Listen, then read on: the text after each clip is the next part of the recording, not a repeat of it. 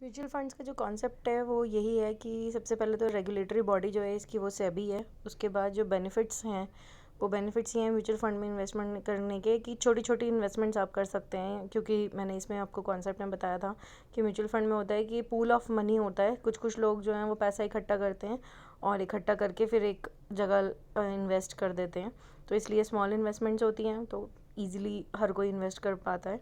Professional fund management, एक fund manager होता है वो थोड़ा एक्सपर्ट होता है नॉलेज के अंदर, उसको पूरी डिटेल पता होती है, तो इसलिए वो प्रोफेशनल फंड मैनेजमेंट का वो पॉइंट उससे एक्सपर्टीज से लिंक करता है।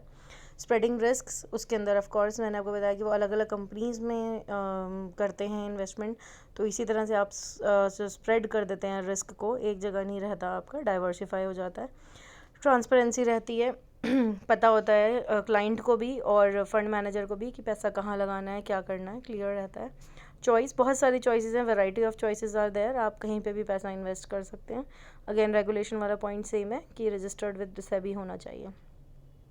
NAV जो होता है वो नेट एसेट वैल्यू होती है, ये cumulative market value of all assets minus liabilities. Ultimately जो भी आपने कमाया माइनस जो आपके खर्चे हुए, उसके बाद जो आपका बचता है वो आपका NAV होता है। क्या कोई रिस्क इन्वॉल्व है म्यूचुअल फंड्स में? यस ऑफ कोर्स, क्यों नहीं है, क्योंकि इन्वेस्टमेंट्स जो होती हैं उनमें तो रिस्क होता ही है, तो कोई ऐसे अश्योर्ड रिटर्न्स कहीं भी नहीं होते।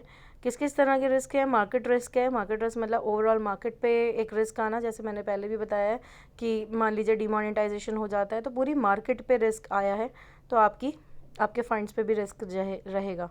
नॉन मार्केट रिस्क मतलब मार्केट का नहीं है, तो इसका मतलब कंपनी का अपना रिस्क है, हो सकता है इंडिविजुअल कंपनी के ऊपर कोई प्रॉब्लम आई हो तो वो उसकी वजह से म्यूचुअल फंड्स में आपने पैसा लगाया तो दिक्कत हो सकती है।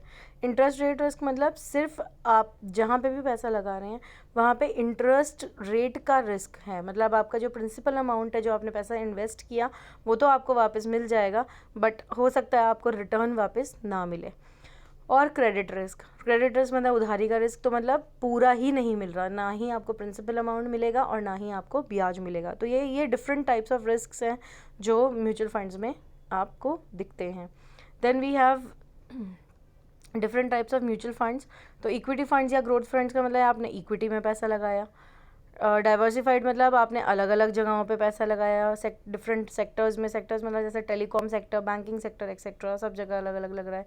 सेक्टर फंड मतलब एक पर्टिकुलर सेक्टर में लगाया, लाइक आप सिर्फ टेलीकॉम में पैसा लगा रहे हैं या सिर्फ बैंकिंग में पैसा लगा रहे हैं। इंडेक्स फंड मतलब आप निफ्टी में पैसा लगा रहे हैं। टैक्स सेविंग फंड मतलब ये ELSS होते हैं, इक्विटी लिंक्ड होती है इसके अंदर, तो इस तरह की जो स्कीम्स होती हैं इन्हीं के अंदर सिर्फ टैक्स सेविंग होती है, अदरवाइज़ आप कहीं और पैसा लगाएंगे तो आपको टैक्स की सेविंग नहीं होगी म्यूचुअल फंड्स में। डेट या इनकम फंड्स, अगर आप डेट में पैसा लगाते हो, यानी कि डेट कौन सा है आपका, डिबेंचर्स एंड बॉन्ड्स, अगर उसमें पैसा लगाते हो तो वो आपके डेट फंड्स हो जाते हैं। लिक्विड फंड्स या मनी मार्केट फंड्स, अगेन ये हमने पढ़ा हुआ है म्यूचुअल फंड्स के जो शॉर्ट टर्म वाले होते हैं उनमें भी पैसा लग सकता है। गिल्ट मतलब G फॉर गवर्नमेंट, तो ये पूरा का पूरा गवर्नमेंट के अंदर अगर आप पैसा लगा रहे हैं तो उसको हम गिल्ट फंड कहते हैं। एंड बैलेंस्ड मतलब इक्विटी और डेट दोनों में मिल के पैसा लग रहा है, बैलेंस है। Open ended and close ended का मतलब होता है, ओपन एंडेड मतलब इसके अंदर कोई भी मेच्योरिटी नहीं है, ओपन है ये, आप जब चाहें खरीदें जब चाहें उसको बेचें। क्लोज एंडेड मतलब एक इसकी मेच्योरिटी टाइम है, क्लोज है ये, तो मेच्योरिटी टाइम है, जब आप इन फंड्स में पैसा लगाते हो तो एक टाइम ड्यूरेशन होता है 2 साल 3 साल का लॉक इन पीरियड, उससे पहले आप इसको नहीं रिडीम कर सकते। रिडीम मतलब आप उसको सेल ऑफ नहीं कर सकते हैं। Then you have different investment plans.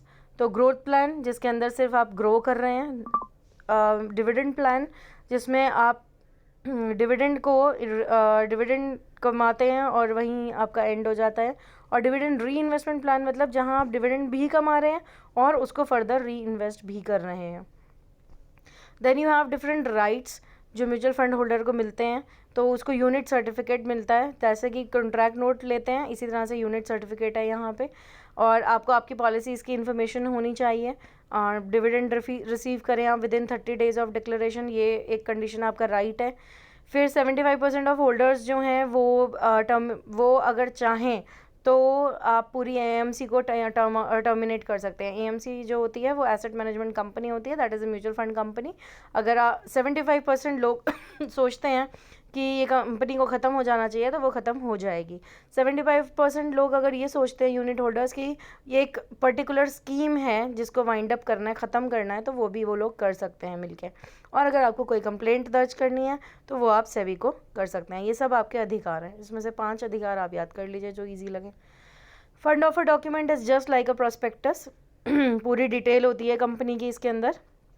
Investment objectives क्या हैं, रिस्क फैक्टर्स क्या हैं, summary of expenses, constitution of the fund, tax provisions etcetera. तो इसमें से भी आप 3-4 पॉइंट्स याद कर सकते हो। Active fund management and passive fund management का मतलब होता है, एक्टिव फंड मैनेजमेंट मतलब कि आपका जो फंड मैनेजर है वो एक्टिवली पार्टिसिपेट करता है और वो सारी रिसर्च कर रहा है। फंड मैनेजर सब रिसर्च कर रहा है, एनालिसिस कर रहा है, आपको करने की कुछ भी ज़रूरत नहीं है। और पैसिव फंड मैनेजमेंट के अंदर जो है वो फंड मैनेजर का डिसीजन इतना नहीं होता इसके अंदर।